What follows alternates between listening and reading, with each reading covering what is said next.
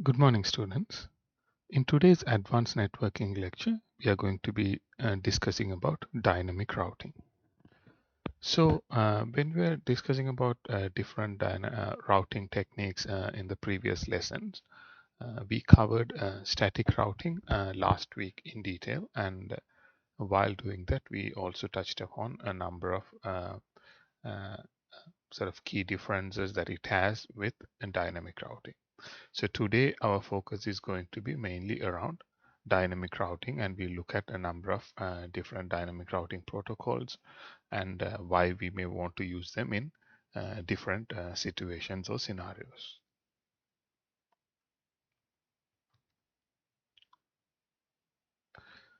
So when we think about dynamic routing protocols, uh, there are a number of situations, a number of main reasons uh, why uh, we go about choosing dynamic routing protocols.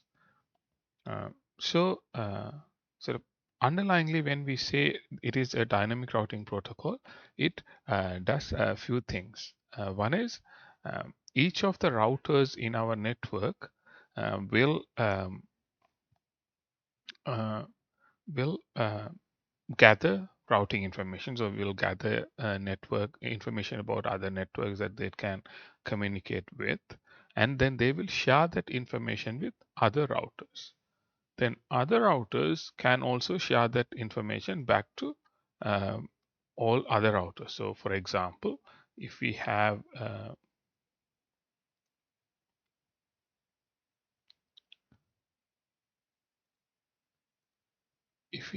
a number of routers and they can send back and forth this information, and then they will use this information to update themselves wherever needed. So that is how a dynamic routing protocol, sort of the underlying functionality of a dynamic routing protocol would be. So when we think about why we go about using routing protocols or dynamic routing protocols, or what is the necessity and what we get from them, we can mainly identify four things that we get from dynamic routing protocols, or when we are using dynamic routing protocols.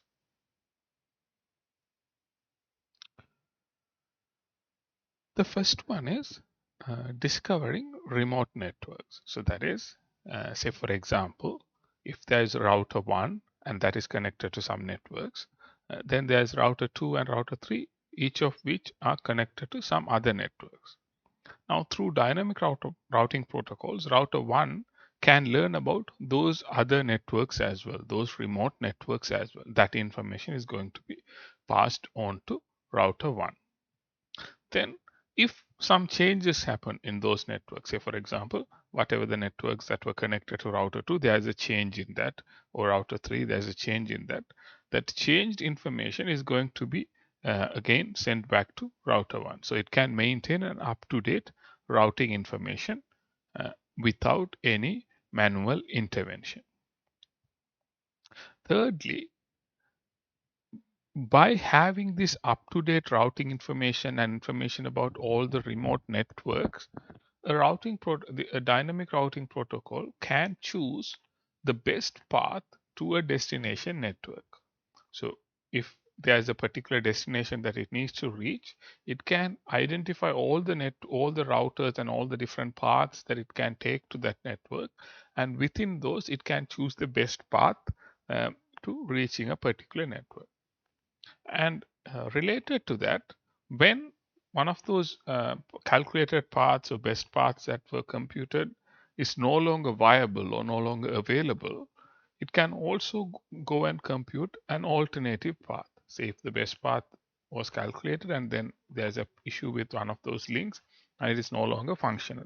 So now it can recompute with other information that it has, again because it has all the information about all the routers and networks.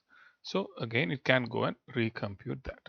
So these are the four main things we would get out of when we are using dynamic routing protocols. And with dynamic routing protocols, we can also identify four main components, rather three main components.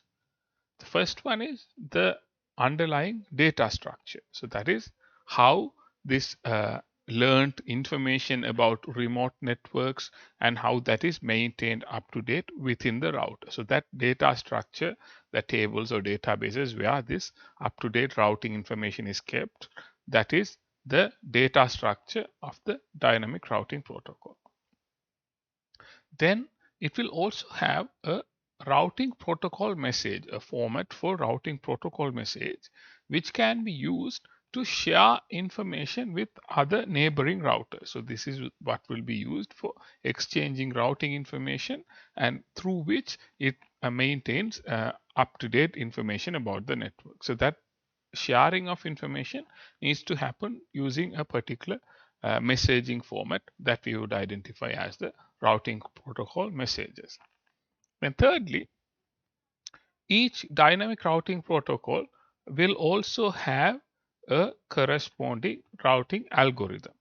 It will have a routing algorithm for few different purposes. One, it needs to have a way to update and learn and update its information. So it has a data structure, it has some information in its internal data structure, and then it receives a new routing protocol message with some updates.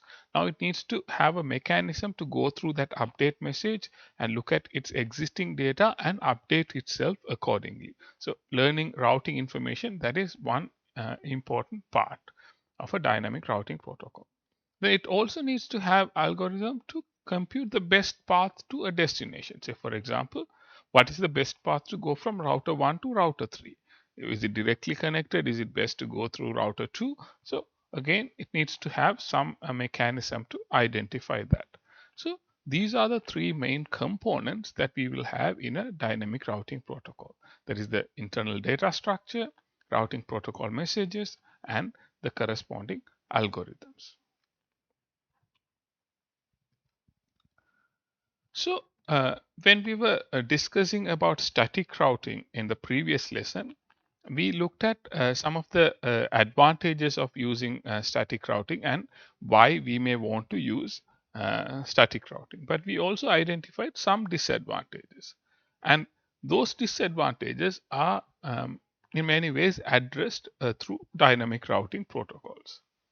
So one of the main issues that we had with static routing is it is not very scalable when we have a much larger network, because with large networks it becomes very difficult for us to manually update all the routers when something changes somewhere in the network. So that is one of the places, one of the scenarios where a dynamic routing protocol will be advantageous, because it can automatically update this information.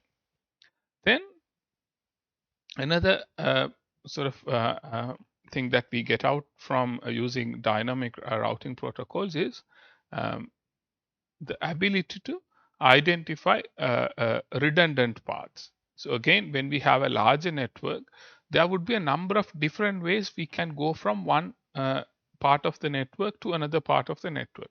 We will have multiple options, multiple paths to travel from one end to the other.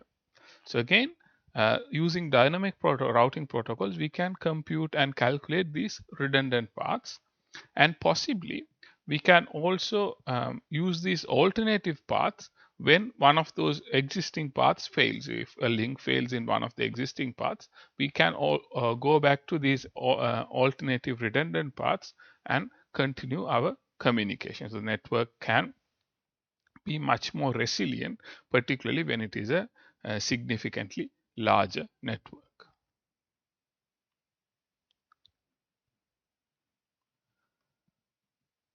So, if we sort of summarize the main advantages and disadvantages of dynamic routing protocols, so it is suitable for all topologies where multiple routers are required. So when we have multiple routers, dynamic routing protocols can always be used. So even though we say that it is suitable for larger networks, it doesn't mean we can't use dynamic routing protocols with smaller networks. We can do that. There are certain other reasons why that may not be an ideal choice, but other than that, we can use them independent of the network size, whether it is larger networks or smaller networks. We can still use dynamic routing protocols. Then it is also one of the other main advantages is it can automatically adapt to topology changes, like any changes in the network. If a link fails, if a network is no longer available, all these changes can be much easily adapted. A dynamic routing protocol can much easily adapt to those changes, whereas in a static routing environment, all these changes will have to be updated manually, which can be tedious and time consuming and may not be very reflective or very quick to react to such changes. But on the other hand, dynamic routing protocols also have certain disadvantages. One is it can be very complex to implement. We need much more complex algorithms, and all these things are necessary.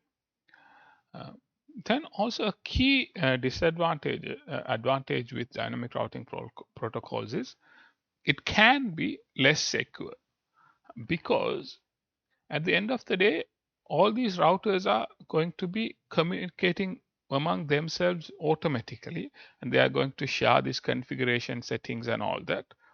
And with that, it is plausible that a malicious configuration or accidental misconfiguration is propagated across the network, and resulting in the network being not functional, network having certain issues like that. So these are some of the reasons why we may consider like dynamic routing protocols can be comparatively less secure when we consider a static routing environment in comparison. But also with dynamic routing protocols, we identified that the key components with all these routing protocol messages and all these algorithms and all that would require fairly higher level of computational capabilities, so that the routers themselves will require additional CPUs, RAMs, and all these things would be much higher than what would be necessary if we are using static routing. So that is also something that we need to keep in mind. But these are sort of we can sort of compare this with the list that we discussed with static routing and see in sort of what sort of environments one or the other may be most suitable.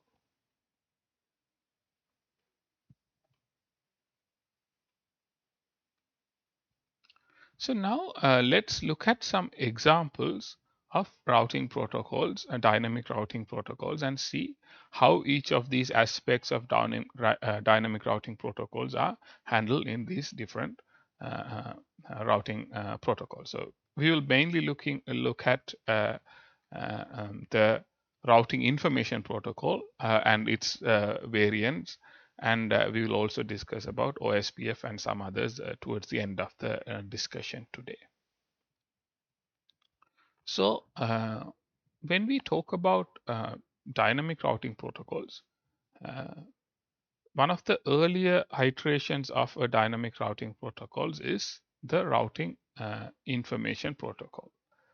And we identify this as an interior gateway protocol compared to or contrasting that with exterior gateway protocols, which are used to communicate with different autonomous systems. That is, when we are interconnecting different ISP networks and all that, that is where we use border gateway protocols, whereas here we talk about interior gateway protocols. So RIP is a dynamic routing protocol in that environment.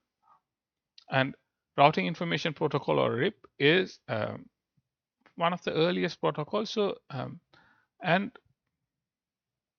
the approach that it takes for routing, dynamic routing, is not very suitable for the type of networks that we have today. So one of the reasons is it broadcasts entire routing tables from each router frequently. So that means at each router's endpoint, it will take its whole routing table at a particular set interval and send it across across the network. It will broadcast. So that means it's not just sending it to other routers, it is sending it to all endpoints in the network. So all the users, all the parties that are connected to the network can receive that broadcast. So this makes this routing protocol not so suitable for large networks. And the fact that we are sending this all routing information across all the network is also not a very desirable feature or aspect to have in a routing protocol. But given it is an older protocol, we will discuss this in a bit more detail, and then we'll see how some of these aspects are addressed in some of the later revisions. And another aspect to RIP is that in terms of dynamic routing, in terms of computing paths from different endpoints, or rather different source to end networks, it uses the concept of hop counts uh, to determine that distance. When we say hop count, that is how many routers it needs to pass through to reach a particular destination. So that is the hop count. So that is the metric that is used in the routing information protocols. That is also something that we need to keep in mind. So then there are a number of revisions to RIP v2 and RIP ng. We will briefly touch upon those topics as well later in the discussion.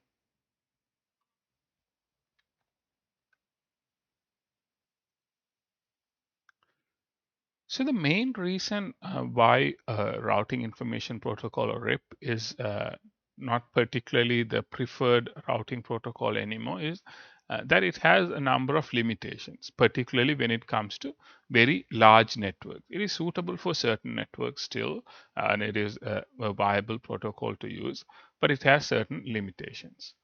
So the approach that it uses to identify distance between different routers is the concept of a hop. So that is, say, between if it needs to pass through the number of routers, that links that it needs to pass through is identified as that hop distance.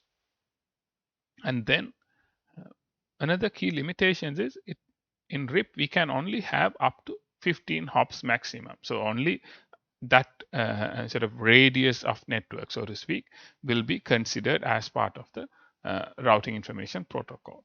So any further networks will be ignored. So when we particularly think of very large networks, this may be a not so suitable approach. But for certain somewhat medium size or smaller networks, it is still a viable routing protocol to consider. So one of the main aspects of a RIP is that it uses what is known as the distance vector protocol for its path calculation. So when we say distance vector protocol, it is essentially the distance between two routers. And that is calculated in terms of how many hops are in between those routers.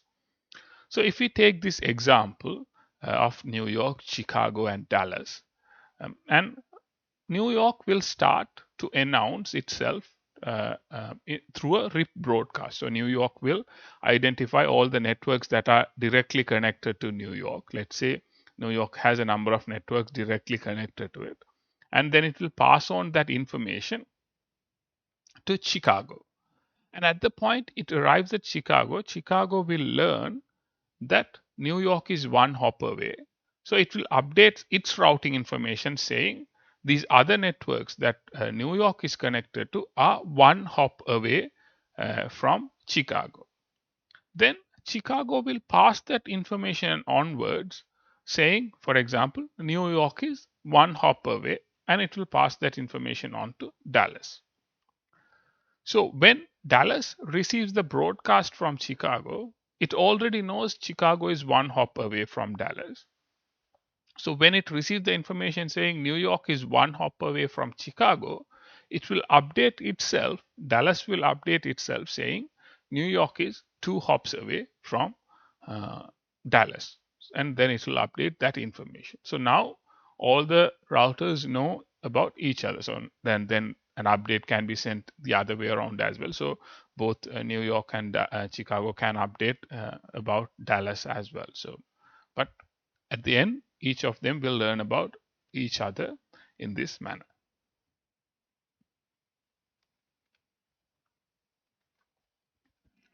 So here, when we think about the advantages, the main advantages of why we may want to use RIP, particularly RIP version 1, uh, it is still useful for in small networks where there, and because it has a less overhead, bandwidth or usage may not be a significant factor there.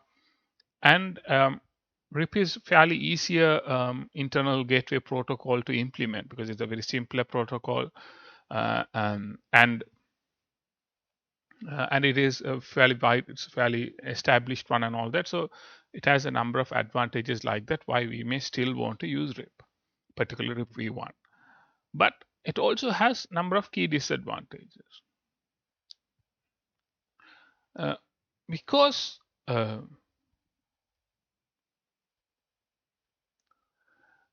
the sort of the main key disadvantage that I can see with RIP1 is that it's not secure. So because that security aspect is a key problem, and that the fact that it broadcasts information is also a key problem. But then also issues like it can um, sort of in an autonomous system which has less than sort of 100 routers is what it was developed for. So that is the environment where or time in period in time when it was developed. So it may not be well suited for the type of networks that we may have today. Particularly things like subnet support where it only works within a subnet network. So these are some of these can also be further limitations of a RIP1 protocol, the RIP1 dynamic routing protocol.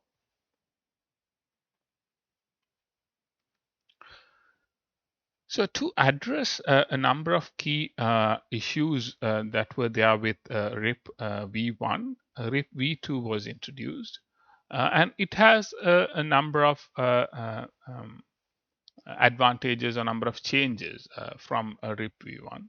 So now it can support more than like sort of several more routers in an autonomous system. So that limitation which was there in RIP v1 is no longer an issue.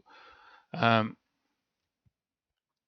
and it also includes things like ability for subnet routing, authentication, all these, like some of the issues that were there are no longer a problem here. And also comparatively the amount of memory required and processing power required is also considerably lessened, making it much more suitable there. And particularly when we consider RIP v1 and v2, both of these are aimed at IPv4 networks, and there is a RIP NG variant that is supported, or that was designed to enable support for IPv6 networks as well. So now let's briefly look at some of the basic ways that we can go about configuring a RIP in a router. This is some of these things will be covered in your practical lessons as well, but we will go through some of the key aspects of configuring RIP in a router, and also we can look at some of the other additional aspects that we need to consider when we are doing such configurations. So first thing is like if you want to so in this example we are particularly discussing with Cisco iOS.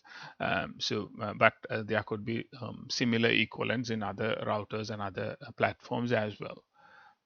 So first thing first, enabling and disabling RIP. So router RIP and no router RIP will enable or disable the use of RIP within the router environment. And once you do that,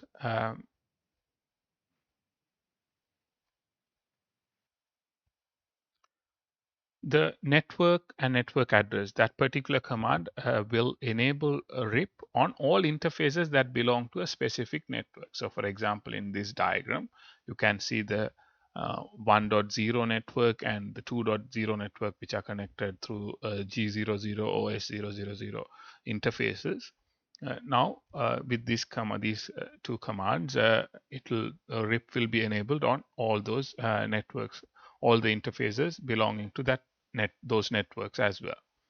And once that is enabled, the router will start advertising routing updates every 30 seconds.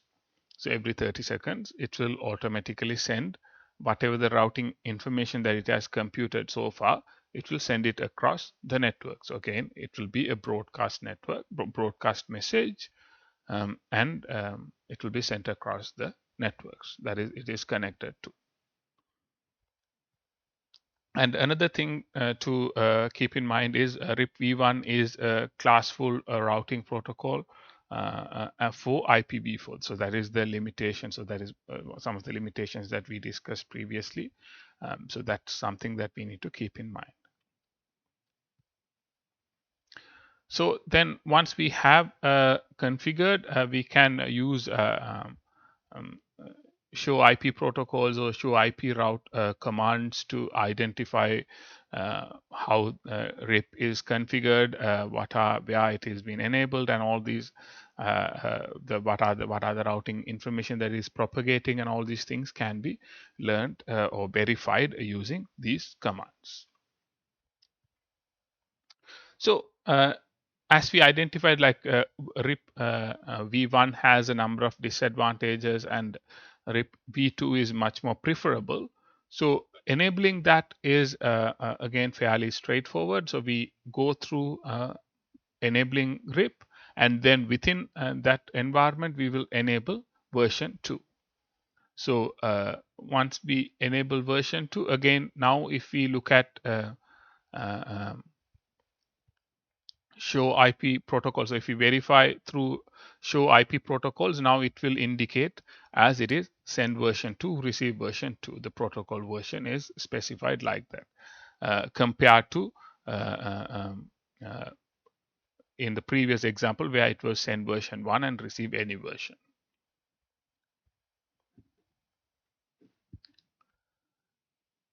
Then another aspect that we sort of briefly touched upon when we were talking about RIP v2 is that it enables auto summarization of networks. So one thing that we can do, so especially at major boundaries, major networking boundaries, it can summarize that information. So because uh, it can collect all these routing protocol information, then at its point it can summarize that information and send across. But if we don't want to do auto summarization, we can possibly disable that as well. So that is another option that we have if that is something that we want to do.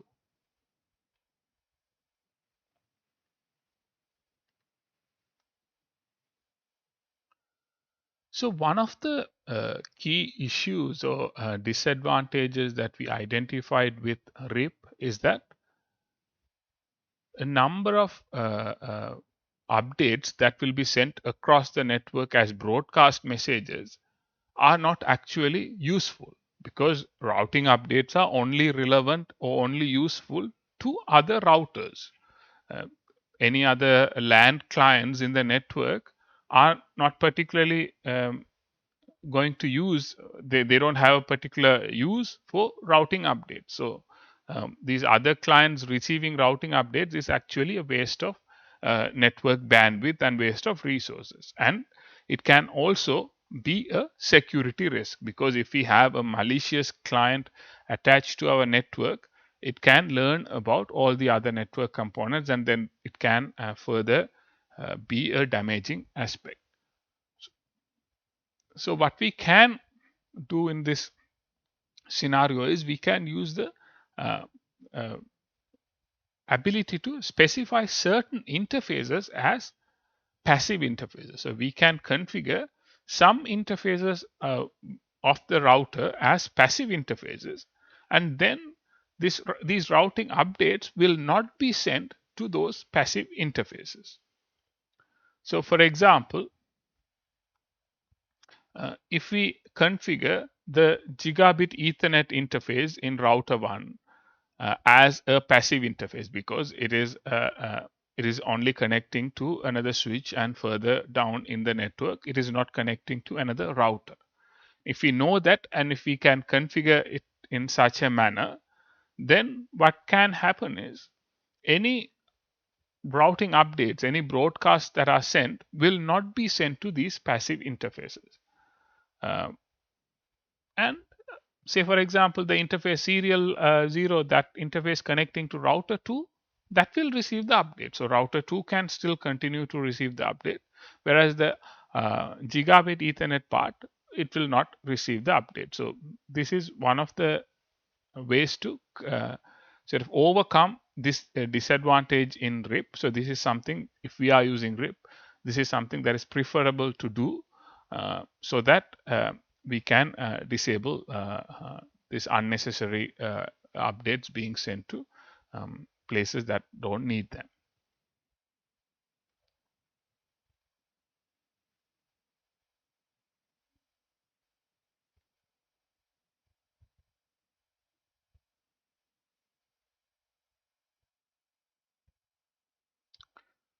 Then another thing that we can do in conjunction with this RIP configurations is that we can also propagate certain default routes. So if we configure certain default routes in one router, that information can also be further propagated to other routers. So for example, if we take this network environment in this diagram and say the internet connectivity from this organization or this environment is through a connection out of R1. R1 is the router that has the connectivity back to internet or through to internet. So this information can be configured as a default route, a default static route to the internet. And again, you can see the example uh, configuration here.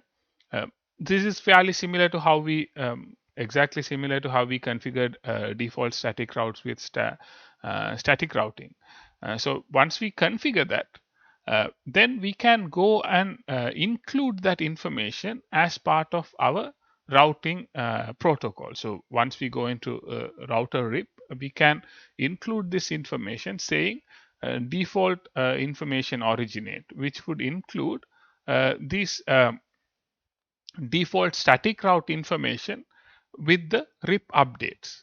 So now once that RIP update is received by router 2, router 2 will also learn that through going through router 1, we have a gateway of last resort, or a default route out to the internet. Router 3 will also learn that. So now if somebody who is connected to router 3 from say .5.0/24 network, the network further down from router 3, they can come to router 3, and router 3 will know, okay, the default resort needs to go to router 1, and router will forward it across the internet.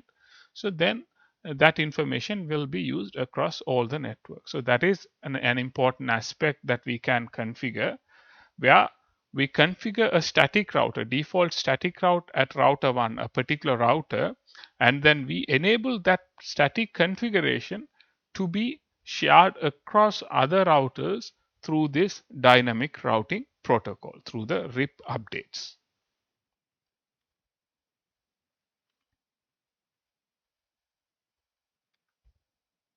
So then if we go into different routers, we can look at the actual routing table entries. Say for example, uh, if we go into router 1 and if we go and check all the routing table entries, it will show the last resort network connecting out to the internet there. It will show the directly connected networks to router 1. The 1.0 network is directly connected. It will show that information, and it will also show the information about other routers that can be connected through other networks. Say the router that can be connected through the router 2 networks, the networks that can be connected through router 2 or router 3, all those information is also now available in the routing table.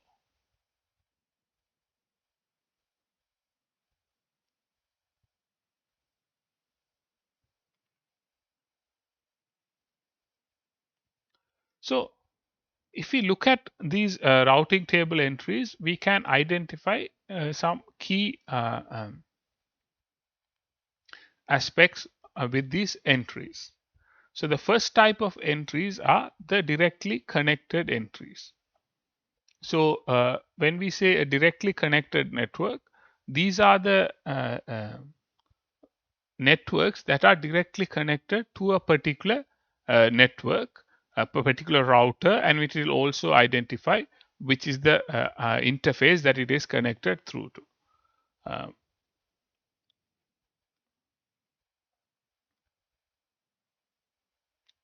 So the difference that it will be identified is if it is identified as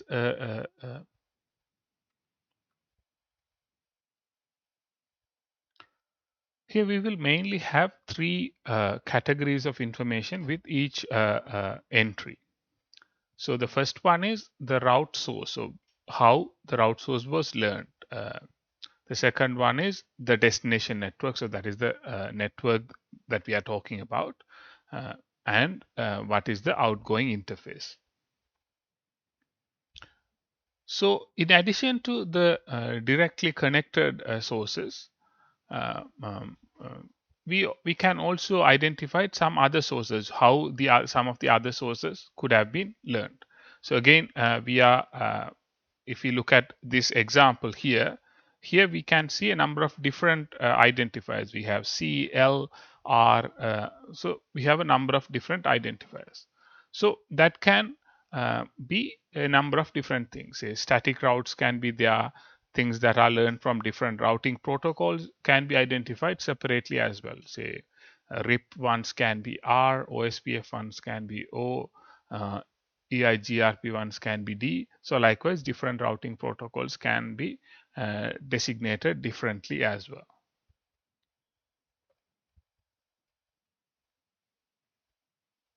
So when we particularly look at the uh, remote network, so directly connected networks don't have much more information. It will say the particular network is directly connected. So that is the only information that it will have. So here we also have the distinction here, like the 1.0/24 is the network that we are directly connected to. Then 1.1/32 is the actual device that is directly connected to the actual link that is directly connected to.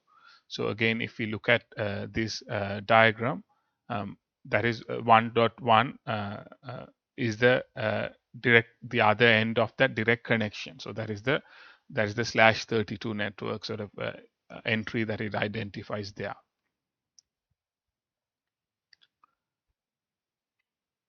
So then if we look at the remote networks, here we have a bit more detail in terms of the information. So we have the route source. So again, how we learned about this information, whether it's from RIP or any other routing protocol. So that information is there at first. The destination network information is there. Then we can have the concept of administrative distance. So that is uh, how preferable a particular network can be. So again, this is something that we looked at when we were doing static route configurations as well, where we went about and manually had an ability to change that administrative distance. Here, based on the routing protocol, a particular administrative distance can be assigned. Then with each administrative distance, it can also uh, uh, um, have a metric assigned for that remote network. So the metric to reach the remote network. So that can also be that will also be available there. Then it will specify what is the next stop. Because, for example, again, if we take this example, from router 1 to router 3, so the network that is connected to router 3, that is 5.0/24. If we take that network, from router 1, the destination would be 5.0/24. But the next hop will have to be router 2, because it can router 1 can only communicate to router 2. It can only communicate to its neighboring routers. So the next hop will be one of the neighboring routers.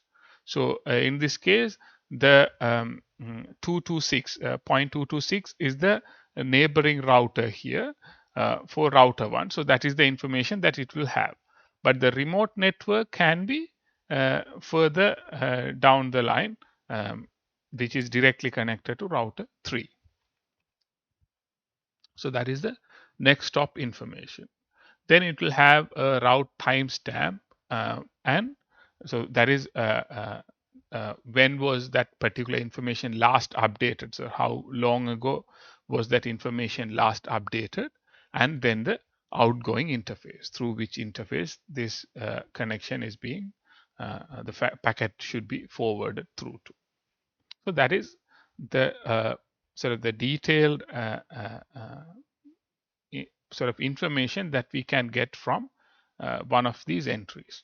So if it is a directly connected network, it has fairly small set of information, because whereas with remote networks, it have much more detailed information in this entry. So that is what we can also see in this example here.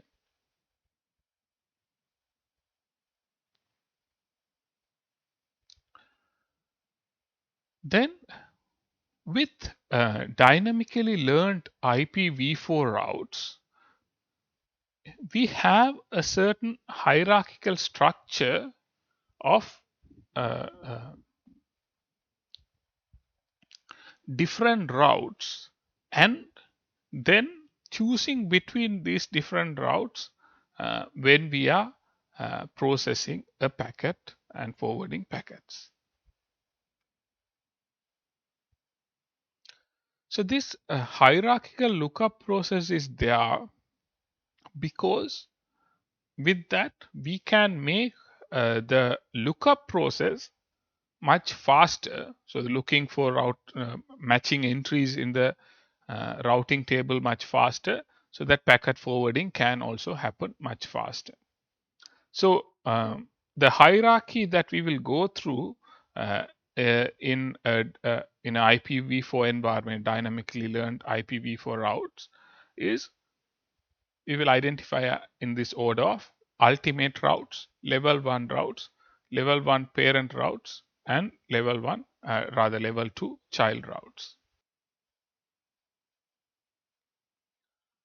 So if we look at, so we'll discuss each of these in a bit more detail. So if you start with ultimate routes, ultimate route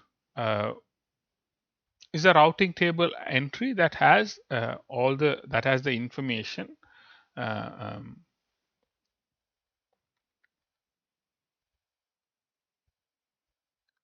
of a next hop IPv4 address or an exit interface. So here what we will have is the directly connected or dynamically learned local routes will be the ultimate routes. So if we take a particular router, for example, uh, um, what we have identified here is the directly connected network that we have there. So that is the one that would come as the ultimate route. So when a request or when a packet comes to that particular router to something that is directly connected to the router, um, then it can make the decision that it would be the uh, uh, it is sort of the destination router. So it is the one that it needs to forward packets through to packets. So the packet forwarding will be based on its own routing information. So then if you look at level 1 routes, a level 1 route can be it can be a number of either of these three things. One, it can be a network route. So a network route that has the subnet mask that it is equal to the classful mask. A supernet route, so a network address with a mask less than the classful mask, like a summary address, or a default route. So that is what we would identify as a level 1 route.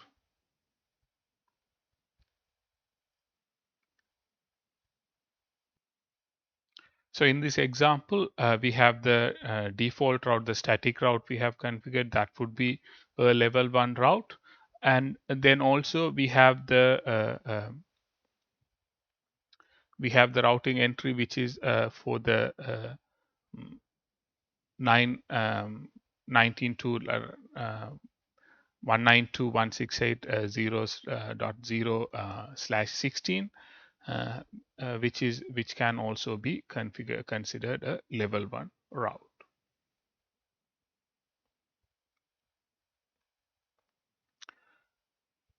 Then with level 1 parent route, it is essentially a level 1 network route that is subnetted. Say, for example, in this case, we have two subnetted sections. One is the 172.16.00/16, and that network is subnetted into 5 subnets, and the 209 that network is subnetted into 5 different subnets as well. So this is basically providing a summary of all the subnets. So it essentially provides a heading to summarize these different subnets, sort of group these subnets into a common group, which we would identify as that parent route. So that entry is essentially a grouping mechanism, So it groups together all the routes into a level 1 parent route. Then all those subnet route informations, all the routing information relevant to those subnets is what we would identify as the child routes. All the subnets belonging to that level 1 route would be identified as the level 2 child routes. So they will be under these level 1 parent routes, and all the level 2 child routes will also be ultimate routes.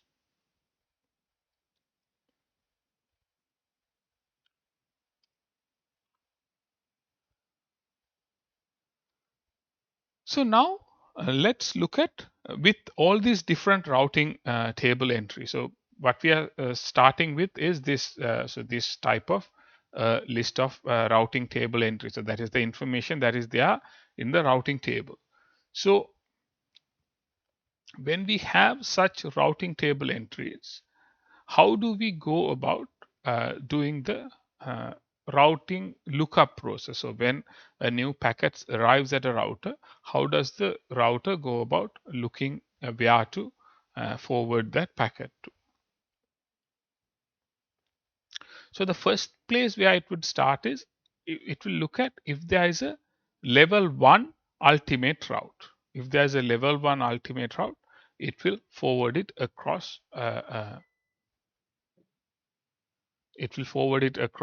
those suitable environments. If we don't have that scenario,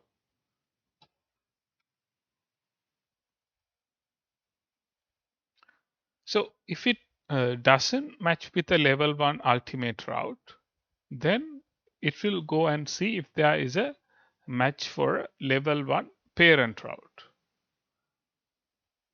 If there is a match for level 1 parent route, then it will examine the corresponding child routes, and then it can do the forwarding. So the corresponding level 2 child routes for that. If there are no matches for that, then it will look at the supernet routes or the default routes, and if they can be used. And if none of these things are matching, then the packet can be dropped. So the main advantage that or the main purpose of doing all these things is that, for example, now given that we have grouped things into these level 1 parent routes and child routes, this gives us the ability to not look through all the routing table entries, but only a small portion of the routing table entries to effectively do the forwarding part. So this makes the lookup process more quicker and effectively making the overall network communication process much more quicker.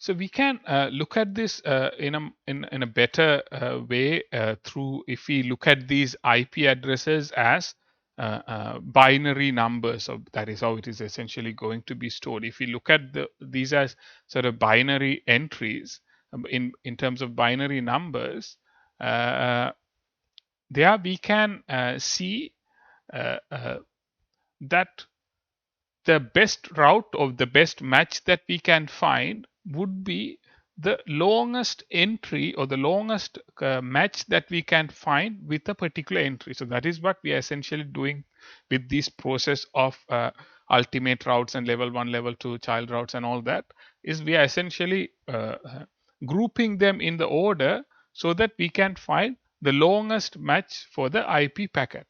So the destination IP packet destination, we can find the longest match for that address in one of these entries. So the longest match we have would be the best one to forward the packet to. So that is what we are essentially doing through this process. So now let's briefly look at how this could differ. What are some of the differences when we are doing IPv6 routing? When we are doing dynamic routing with IPv6, uh, there could be there can be some differences. The main difference being all the IPv6 routes are level 1 ultimate routes. We don't have, because we don't have any of the other aspects. We combine everything together into the one aspect of ultimate routes, or rather level 1 ultimate routes. So that is one of the major differences that we would have when we deal with a IPv6 network. And if we look at the IPv6 routing table entry, if you look at the IPv6 routing table entry, again, in this case, it is a directly connected network. So the network is directly connected, and so that administrative distance and metrics are 0, and it will show the outgoing interface to that.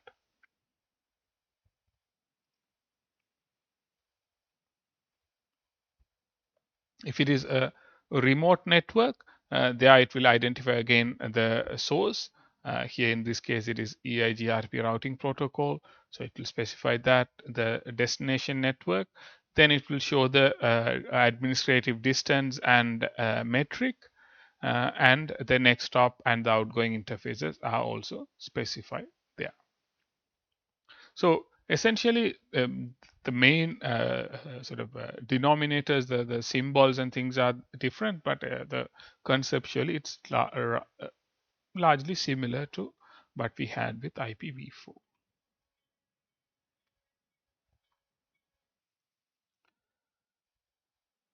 So now let's briefly look at some of the other dynamic routing protocols that we may come across. Uh, so when we look at dynamic routing protocols, we can broadly categorize them into these two groups. One is interior gateway protocols and the exterior gateway protocols. And within, we are not particularly looking at exterior gateway protocols as part of this course. But if we look at interior gateway protocols, again, we can categorize them into two ideas. One is distance vector protocols and link state protocols. Um, we will we have looked at RIP distance vector protocol in today's discussion. We will discuss about OSPF in a later course in the next semester. Uh, and exterior Broadway protocol, exterior gateway protocols, we will discuss later in another course as well. So, but the thing to remember is like there are a number of options here. Particularly OSPF is one of the ones that have been used, that has become more widely used these days compared to RIP, because it has a number of advantages in the type of modern networks that we have. So that is something to keep in mind as well. So if we look at OSPF briefly, we will study about this in much more detail later on. Uh, Here what we have is we can divide a network into sub areas, and so we can divide the network into number of subsections or areas, and then within each area we can designate a particular router as a designated router. So when that designated router, it will be connected to a number of routers in that area. So then any of these routers in that area, if they have any updates to send for any link state changes, any of the connectivity changes that they observe, they will send that information to that designated router. Then designated router will notify all the other routers within the area. So what happens here is these routing updates are not sent across everywhere, and they are also sent only when there is a link state change. So that is when a link goes down, when a new link comes up. So that is the only point in time they will send updates. So that is just to briefly look at it. So then what it makes is it makes this environment not being flooded with a lot of routing updates and things like that, particularly in a larger network environment. So, with a link state protocol specifically, uh, when we talk about a link, it is the connection between two routers. So, if a particular link is no longer available, or if a new link is available, that is an important time to send an update. So, uh, um, so that is one of the main difference. And one of the other thing is routing updates are only sent to routers, so they are not sent to everything. It's not broadcasted, and only updates are transmitted, not the whole routing table as with RIP. So only whatever the changes that happen were updated. And with this approach, another advantage is that we can get fast convergence. When we say fast convergence, if say for example one link fails, uh, that information will be quickly noticed by the uh, uh, uh, quickly informed to the designated router, and then designated router will send this information across to all the routers that it is connected to, so that information is quickly sent across, and they all will learn about this change much more quicker in the OSPF routing protocol. So as I said, like we will discuss OSPF in much more detail in a later course in the next semester. So as I said, like